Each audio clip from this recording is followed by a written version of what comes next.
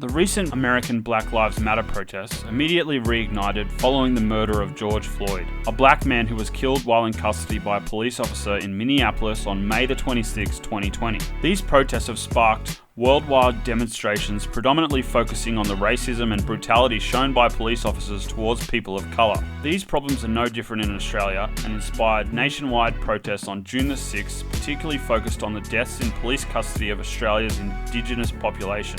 These Australia-wide protests saw an extraordinary number of people of different ethnicities and ages turning out to march in solidarity with the Black Lives Matter movement. Australia's own record is now under fresh scrutiny as expressions of solidarity flow from the families of Indigenous people who died in custody to protesters in America. Much has been made of the overrepresentation of African Americans in US prisons. Look at this. In America, black people make up 14% of the general population, but 34% of the prison population. Now look at this. In Australia, the proportion of Indigenous people in prison is even higher. Indigenous Australians are just 3% of the general population, but over 27% of those in prison, making them the most incarcerated people on earth per capita. This morning, well, as I said, the Prime Minister was asked for his own views on the protests.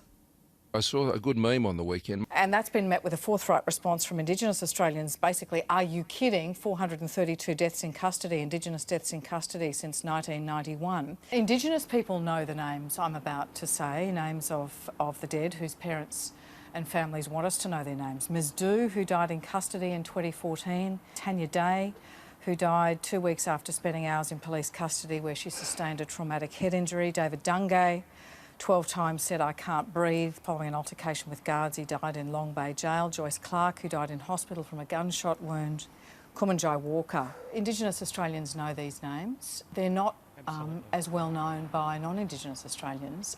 Perhaps we know the names of African Americans better. Why is that? Well, I think it goes back to social media. I think that that in Australia, a lot of non-Indigenous Australians are just getting on with their lives. They don't understand how fundamental the inequality is. When you've got incarceration at 13 times the rate, the national rate, every Indigenous family is touched. Rarely have protests over deaths in custody drawn so many Australians. Their focus, hundreds of Aboriginal deaths in jails and police stations in the past 30 years, with no police officer ever found guilty. Here, the death of George Floyd has suddenly created widespread anger about an Australian problem. I've waited too long for justice to be handed down for my people, and it's time for me to make a change in the only way that people are going to listen to me, and I'm going to do it peacefully. So what we've got to do is change the narrative on how we, as a society, look at Aboriginal people, and it is education. But it's bigger than just police officers. It's bigger than just, educating, law enforcement and prison guards as well. It's a societal thing. You know what I mean? It's not just the racist copper. It's the racist person next door or the racist person down the road. You know what I mean? It is education, and we do got to combat those things. You know what I mean? But to put context on why, it's because what happened 250 years ago justifies Aboriginal people dying today.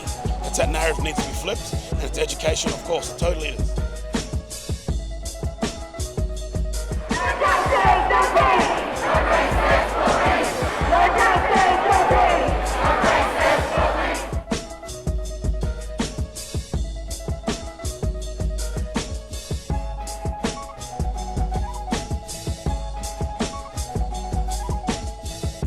Community is here beneath our feet, right here as we talk, as we have this interview, and it's special and it's rising. And if you're not a part of this revolution, I'd say Get the fuck out of the way. Get the fuck out of the way. For us, it's just shush, listen, just that's the best I can say. Their voices need to be heard, not ours anymore.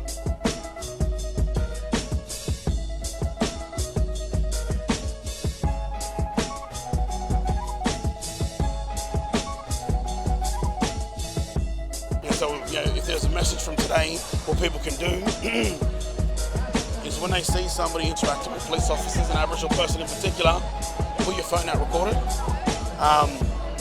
Ask that person if they're okay, and make sure you get the police officer's badge, their name, their station, and so we can identify these people and hold them accountable when they brutalise or when they attack Aboriginal people.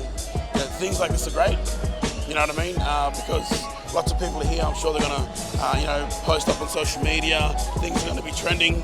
But, if it's not going to be, change or not going to be real support for Aboriginal or black folks in the state, we're going to be back here.